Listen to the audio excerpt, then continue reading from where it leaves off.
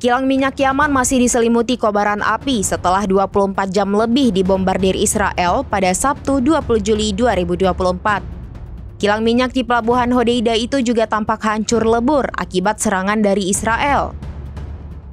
Dilansir dari AFP pada Senin 22 Juli 2024, kobaran api di kilang minyak Yaman akibat serangan Israel belum berhasil dipadamkan.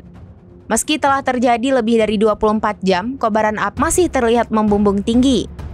Asap hitam tebal juga menyelimuti area kilang minyak Yaman tersebut. Selain itu, sejumlah alat di kilang minyak Yaman itu tampak berserakan dan hancur berkeping-keping.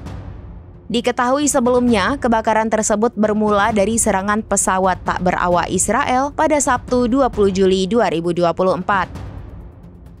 Serangan Zionis itu menghantam kilang minyak serta pembangkit listrik Yaman hingga terbakar hebat.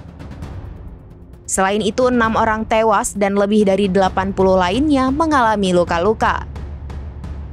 Zionis mengklaim serangan tersebut sebagai respons atas serangan Houthi di Tel Aviv beberapa waktu sebelumnya.